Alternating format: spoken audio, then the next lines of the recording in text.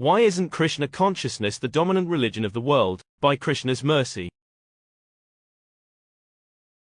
ध्यातो विषयान् पुंसा संगस्ते शुभ जायते संगात संजायते कामा कामा क्रोधो भिजायते. Quote, while contemplating the objects of the senses, a person develops attachment for them, and from such attachment lust develops, and from lust anger arises. Lord Krishna, Bhagavad-gita, 2.62. It is with basically every person I encounter. This is in the case of an honest endeavor, where they actually read some of the source material. They opened up Bhagavad-gita as it is.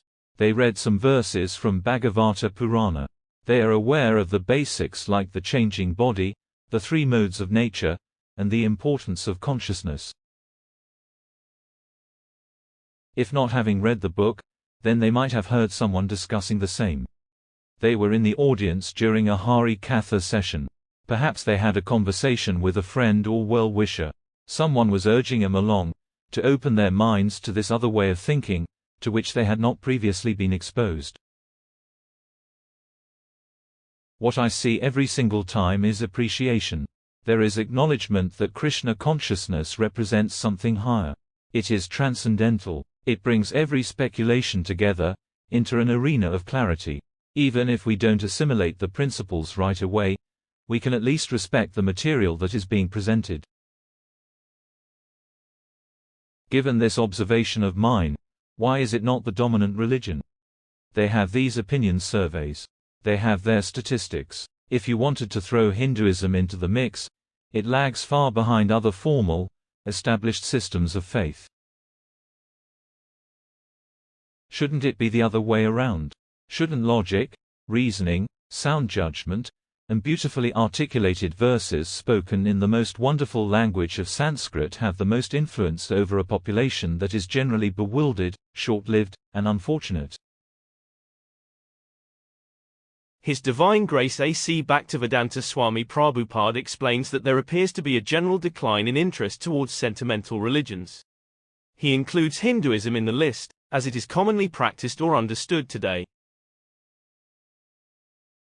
There is supporting evidence to the claim. The justification is that people have become hardened by material living. This is not difficult to understand. Hardened in the sense that there is one desire after another, with diminishing returns in terms of satisfaction. As an example, life was much different a mere 40 years ago. If I wasn't sure what time the big game was starting on a particular night, I had to tune into the radio. Perhaps I would turn on the television and hope that one of the stations made an announcement. On the other side, if I happened to miss the game, there was no easy way to learn the outcome. I would have to wait until the morning newspaper was published and distributed.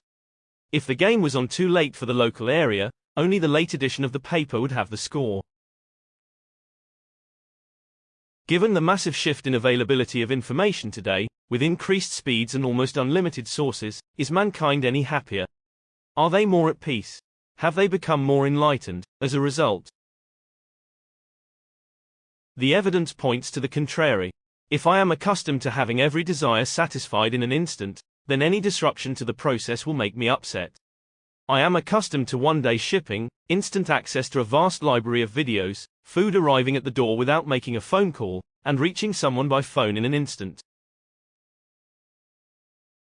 The more upset I become, the more hardened I am due to the conditions of living. In this inauspicious state, of what interest will religion be to me? Why would I want to follow some sentiment when I already have so many things to which I can be devoted? My sports teams, my movies, my television shows, my video games, my family, my pets. Why do I need God? Especially if the only stated benefit is relief in the afterlife, of finding a better position after entering the unknown, why bother? I can make my own religion, if I wanted to have fun. I could create a new system of faith and persuade others to follow along, to be part of my clan. Dharma is always Dharma, the truth is always the truth. The principles of Bhagavad-gita apply across all periods of time and all conditions of living. Whether we are hardened by material living or not, we have the same ideal destiny. Whether our chosen spiritual life is dominant throughout the world or so obscure that only sadhus in remote caves have access to the knowledge, nature continues to operate. I will have to suffer the effects of time. I will have to live through the changing bodies. I will have to deal with an unknown future, determined by the consciousness at the time of quitting the body. My sentiments will not be able to stop the process. यम्य वापि स्मरन् भावम् त्यजते अन्ते कलेवरम् तं तम् एवेति कौन्ते सदा तद्भाव भाविता. Quote, whatever state of being one remembers when he quits his body, that state he will attain without fail. Lord Krishna, Bhagavad-gita, 8.6. Fortunately, there are saintly people who try to save us. Even amidst the calamity, within the widespread disinterest, through the gradual descension into the grossest form of animal living, there are representatives of the divine who carry the torch, who try to wake us up to the truth. इति ते ज्ञानम् आख्यातम् गुह्याद् गुह्यत्रम् मया विमृशैतद् अशेषेण यथेच्छसि तथा कुरु.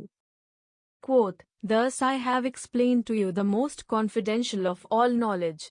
Deliberate on this fully, and then do what you wish to do. Lord Krishna, Bhagavad-gita, 18.63. In the same manner as Krishna presented the timeless wisdom of yoga to Arjuna, these saintly people ask us to deliberate fully. They would rather we not follow based on sentiment alone. We will get more from the process if we understand on our own, independent of what those around us are doing. There is every chance to understand. The science of yoga appeals to our intellect, which can never be separated from us. Just as the person formerly addicted to drugs and alcohol can become sober through rehabilitation, we can find the divine way of living again, if we fall into the proper association. In closing, why man generally averse, when from reading a single verse? Enough knowledge profound, like secret to living found. Wondering the entire time where, why not others made me aware, whether prominent or generally obscure. Krishna consciousness the way for sure.